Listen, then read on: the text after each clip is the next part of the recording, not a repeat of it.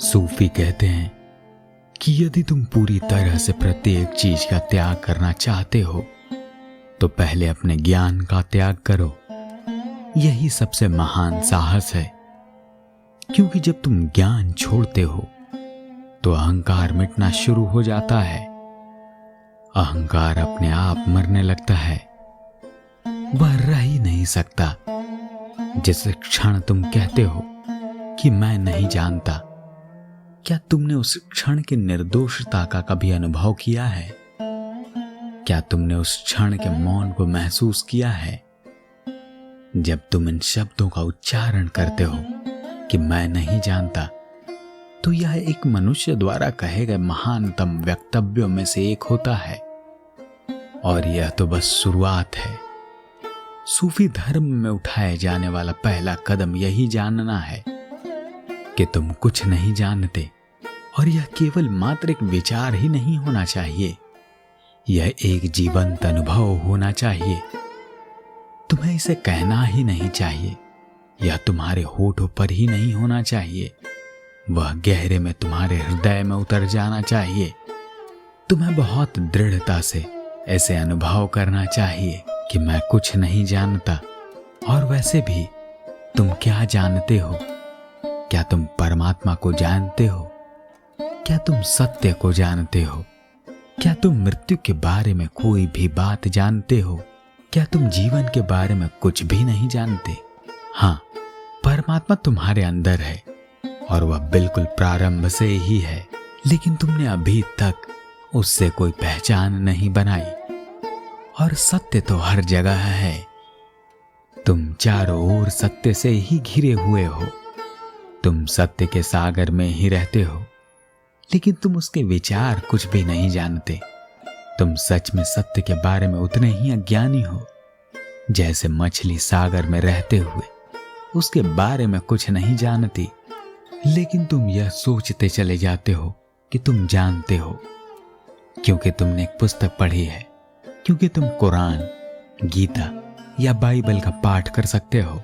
केवल इतना ही नहीं कि लोग सोचते हैं कि उनका धर्म ग्रंथ का पाठ करना उनकी स्मृति का ही ज्ञान है, और उनकी स्मृति ही ज्ञान है, लेकिन वे सोचते हैं कि यहाँ केवल इसी तरह का ज्ञान होता है, याददाश्त या स्मृति, जबकि यह ज्ञान नहीं है। तुम किसी चीज को याद रखने के द्वारा क्या जान सकते हो? यह तो एक तोता भी कर सकता है, एक मशीन भी यह कर सकती है, और तुम जितनी कुशलता से करते हो उससे कहीं अधिक कुशलता से यह कार्य एक मशीन कर सकती है। वहां है क्या? एक कंप्यूटर सभी वेदों, कुरान, बाइबल और सभी धर्म शास्त्रों की स्मृति रख भी सकता है, और उसके सारे ज्ञान को भी तुम उससे जब भी पूछो प्रस्तुत भी कर सकता है। लेकिन कंप्यूटर के पास न तो कोई चेतना है, न कोई सजगता है, और न ही कोई आत्मा है। एक व्यक्ति जो अपनी स्मृति पर बहुत अधिक विश्वास करता है और वह यह सोचता है कि यह उसका जानना है, वह एक व्यक्ति भी भली भांति शुरू हो जाता है, और अंतिम रूप में यह एक यांत्रिक प्रक्रिया बनकर रह जाता है। स्मृति वैसे भी एक यांत्रिक चीज है। इसलिए तो सूफी कहते हैं कि यदि तुम किसी भी चीज को छोड़ना चाहते हो तो अपना ज्ञान को छोड़ो। जो तुमने स्मृति के रूप में इकट्ठा कर रखा है वही असली अवरोध है, क्योंकि वह विचार ही कि तुम जानते हो। तुम एक बच्चे जैसे निर्दोष नहीं बन सकते। जब तुम एक हिंदू हो तो तुम निर्दोष कैसे हो सकते हो? तुम पहले से ही भ्रष्ट हो चुके हो। तुम पहले से ही कोई सलाह या मत इकट्ठा कर रखा है। धर्मशास्त्र, आदर्श, धारणाएं और दार्शनिक विचारधाराएं पहले ही तुम्हारे मन में प्रविष्ट कर चुकी हैं। तुम पहले से ही चालाक और बेईमान बन गए हो। फिर तुम निर्दोष कैसे हो सकते हो?